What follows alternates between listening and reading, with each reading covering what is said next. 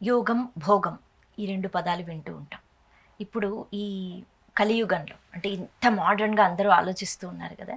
ఇక్కడ ఈ 2 పదాలని మనం ఎలా తీసుకోవాలంటే ఏది గొప్పదంటారు? యోగమా? లేకపోతే భోగమా? యోగం గొప్పది కాదు, భోగం గొప్పది కాదు, భక్తి అన్నిటికంటే గొప్పది.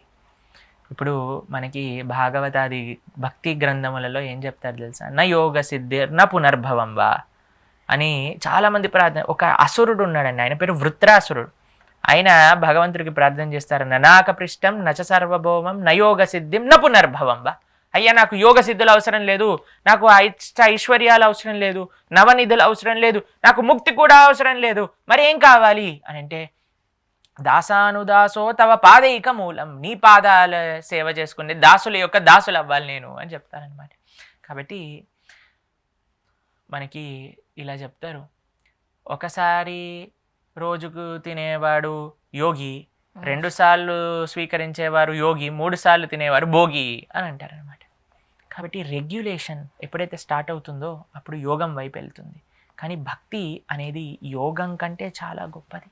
అందుకే కృష్ణుడు ఇటు కర్మ కాండను అటు జ్ఞాన విషయాలను బోధించి మధ్యలో భక్తిని పెట్టారు. మీరు ఎప్పుడైనా క్రీమ్ బిస్కెట్ చూసారా? మీ పిల్లలు కానీ మీరు కానీ ఆస్వాదించే పైన, నేను చిన్నప్పుడు ఏం చేసేవాళ్ళం అంటే ఈ బిస్కెట్ పడేసేవాళ్ళం, ఈ బిస్కెట్ మధ్యలో ఉండే క్రీమ్ తింటుండేవాళ్ళం అనమాట.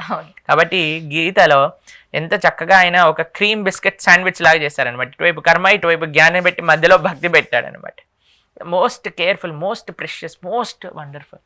కాబట్టి మనం యోగం ఎంత కావాలి అంటే భక్తిని సపోర్ట్ చేసే అంతది. కర్మ ఎందుకు చేస్తున్నాం? భక్తిని ఇంకా బాగా ఆచరించడానికి.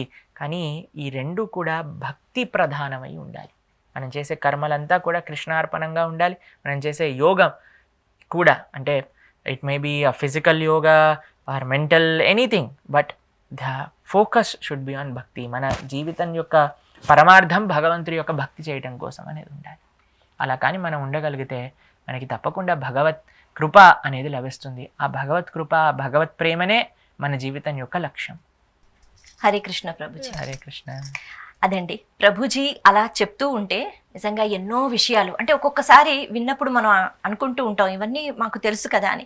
కానీ వాటిని మళ్ళీ మననం చేసుకోవడము, మనిషిగా మనం పుట్టినందుకు ఏ స్థాయికి వెళ్ళాలి, ఎటువంటి మంచి కర్మలు చేయాలి, ఎలా భగవంతుడిని ఈ దేహమనే దేవాలయంలో తెచ్చి కూర్చోపెట్టుకోవాలి, భగవంతుడు ఇక్కడ కూర్చోవడానికి ఎప్పుడు సిద్ధంగా ఉంటాడు, మరి మన సాధన అన్నది మనం ఎలా మొదలు పెట్టుకోవాలి, వీటన్నిటికీ కూడా మన ఆలోచన అన్నది ముఖ్యం. ఆ ఆలోచన ఎప్పుడైతే మొదలవుతుందో అప్పుడు అన్ని సత్కర్మలు మన జీవితంలో కనిపిస్తూ ఉంటాయి. అటువంటి ప్రయత్నం మనం అందరం చేద్దాం. మరొక్కసారి శ్రీ ప్రణవానంద ప్రభుజీకి సాష్టాంగ వందనములు. నమస్కారం ప్రభుజీ.